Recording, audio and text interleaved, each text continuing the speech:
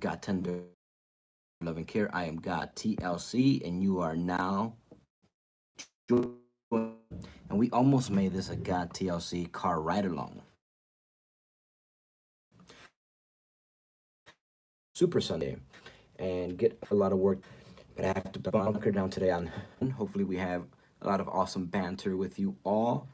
And look at the anchors here because it is very rocking and perfect, right? And it's got the essential to feel anchored, feel in your zone, that you are not with tides that tip you over. And I know many of you have communicated that you have a lot going on. So I wanted to share that with you, as well as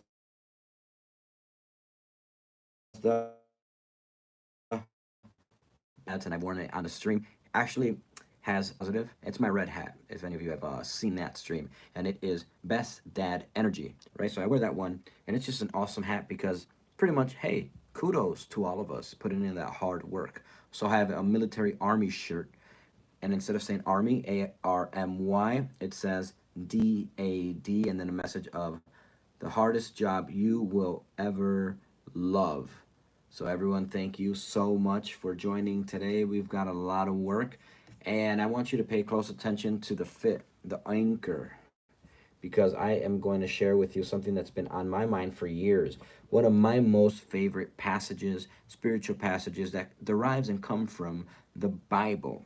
And I want you all to share with me in the chat your most favorite, most loved and cherished quotes. And it could be from any holy book. It could be from any book. It can even be from a movie or a song.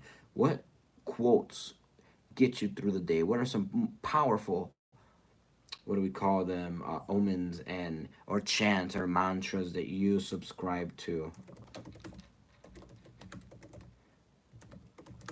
Because when I was exposed to this expression, and there are various different ways of saying it, but I will read you one variation, and the one that I, for the longest time, had on my email was pretty much just a positive thing to say in case I ever worked with those colleagues ever again, or just if I was just to meet someone for the first time and they know that whatever they're going through isn't, you know, permanent. So this first quote that I'm going to share, I actually learned this one after the one that I shared with my business partners. And it's not the one I had in my email. I'm going to share that next. Hello, Hunger Games Picture Edits, welcome. And Random Lego, make sure to subscribe. I am going to share with you the most best awesome quotes, and I'm going to start it off today with a contender to the top 5 best quotes, and that is, this hope we have as an anchor of the soul, a hope both sure and reliable, and one which enters with the veil where Jesus has entered as a forerunner for us, having become a high priest forever. You can find that in Hebrews 6:19-20. So look through Hebrews chapter 6, verses 19 to 20. Now, that is not the one that was shared with me by a doctor that I worked with very closely, and a business partner. It was a different quote, but I'm going to save that. There's going to be, we're at a cliffhanger right now. I'm going to save that until you all share with me a few of your most favorite quotes that hopefully I read out loud. If you're new to the channel, make sure to subscribe. I'm God TLC. This is God Tender Loving Care, and we have something for everyone on our channel. I am also the host of the popular streaming podcast Tech That Builds Wealth, the podcast where I help you generate more wealth and money using the technology that you already own. Check that out on our channel, currently streaming for free. Will be available on Spotify and Apple very soon, but you can now get it for free on this channel. Make sure to subscribe, and it doesn't hurt to subscribe. You'll just get a notification anytime I go live if you have your notifications on. And it also helps the algorithm. At 1,000 subscribers, we will have a drop party, a reward party, where I'm going to choose one lucky subscriber, pretty much pull all your names, put it into the generator, random person generator, and it's going to choose one person. It's just going to scramble all your names and it's just going to choose from the hat a random subscriber, and you will be the winner of awards, rewards, gifts, shout outs, songs, special requests, a lot. And there we go. We have a quote in the chat from Steve Jobs. I will read that in one moment. Everyone, share your most favorite quotes. Welcome, Lana, with the bestie to God, tender, loving care. We're sharing our most favorite quotes that we have ever read or heard. And even though I'm pulling mine from books, specifically the Bible, you are don't have to. I will venture into other books, other holy books. I may even venture into music. I may venture into movies. So you have those grand assortment of options. And I'm just going to pull mine up. I'm actually going to challenge myself. I'm not going to look up the quote on Google or any platform like that. I'm going to go back to my email, my personal email that I share with my friends, right? If I have business partners, they get one of my emails. And then when we become friends, you get that email, the email that I've had for years. And I'm going to find it right now, and I'm going to read it to you verbatim because that version is the one that the doctor, my business partner, and I curated together. So without further ado, let me search this up. It was such a long time ago that I've just got to look through this. Like I can say it out loud. I know what it is, but I'm gonna always like spin it my way, like my quote. Like it'll be from my words, and I guess I can break it down for you and then read the official one. But I definitely want to hear yours. Let's start off with picture edits. The only way to do great work is to love what you do. Steve Jobs. That is fascinating. That is very, very true. You should love what you do. It should always be a passion project. It should never feel tedious or burdensome. And it should always be something that inspires you. Like, do you ever feel drained at the end of the day working for a company and the politics and maybe the toxicity and things like that, or whatever's going on? And you feel drained? Well, that means as a symbol, your feelings are talking to you, and God speaks to the feelings and emotions. That is not where you are meant to be, or maybe that's an environment that you're meant to change in a certain way. And can you make a quote?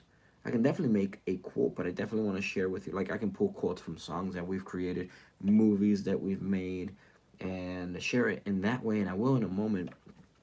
But honestly, everyone, I'm coming across. I found it. I found it. I found it. I thought there was gonna be an obstacle. Like my email's not working. I found it for you all, everyone. Make sure to subscribe and like the stream. We're sharing the most best favorite, and this is a simple one. It's what I read, except that you might get people, but what? That's boring. That's long. Just tell them, hope is the anchor of the soul, and that is what I read to you. Hebrews 6:19. Hope is the anchor, just like I have on my shirts here. Hope is the anchor of the soul, everyone. So I hope that that helps you out a little bit. I know that that quote specifically got me through tough times. Just moving the microphone a little bit here, placement. And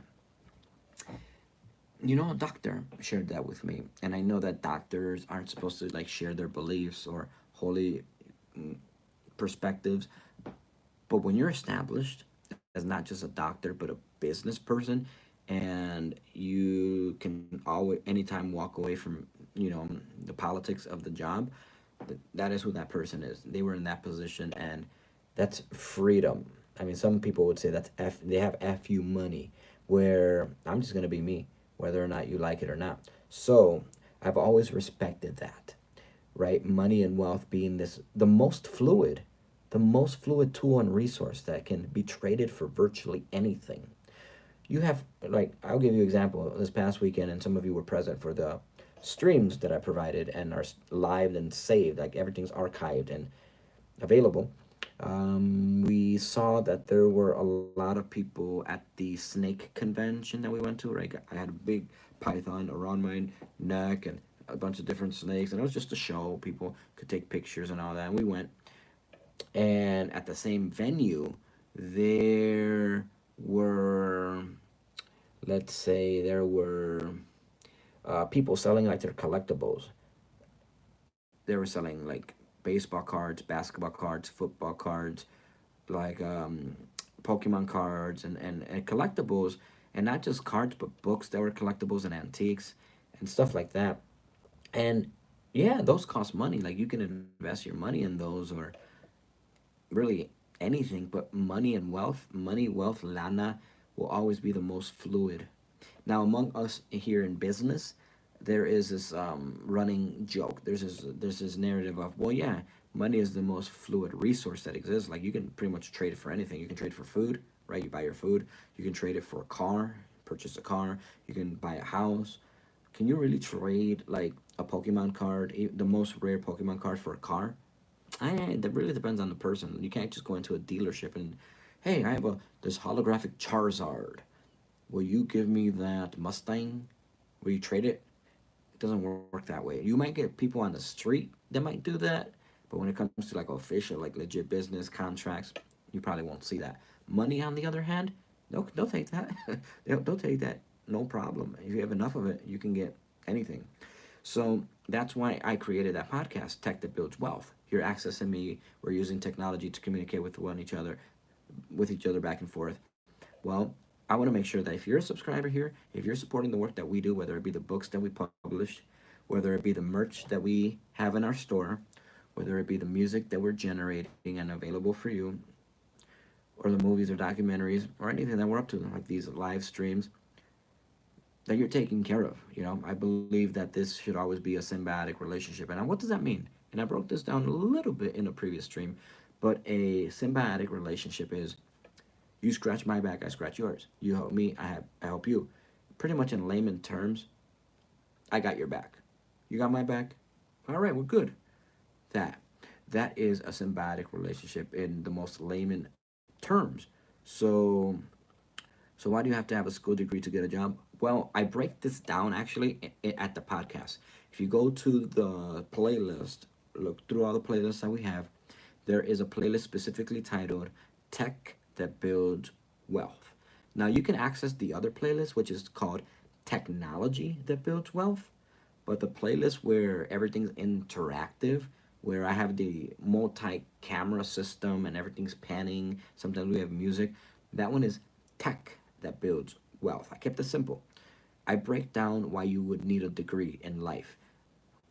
I juxtapose, meaning that I compared and contrasted degrees, certifications, and experience. Some jobs may want to collaborate and hire you if you have experience. Some jobs may say no.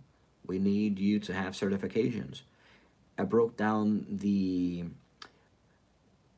degree versus certification debate where, well, why do I have to go to school to get a degree? Right? There people think that. And can I just get a certification? Well, imagine that you are out there in the market. You're applying to jobs. If you have the degree, if you have the certification and the experience, you have the holy trinity of what HR, what people in positions of power to hire you are looking for.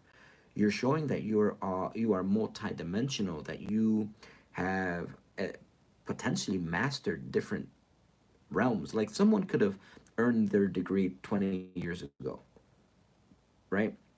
Information changes, data changes, and I get to this on a podcast. We're going to transition topics, but why does that matter now? Well, I would tell that person, get your certifications, because your certifications let your employer know that even though you got your degree 20 years ago, your certifications pretty much just say, hey, this is recent. I got, because you can update those. So that is why. So go check out our podcast. It's definitely a really good opportunity to learn, and it's free education. So with that being said, everyone, I challenge you to check out the podcast, share this stream, this channel with two more people. I will see you all on the next one. Why does school teach you to go down one path in life? I want you to reflect on that and let me know in the comments. Depends.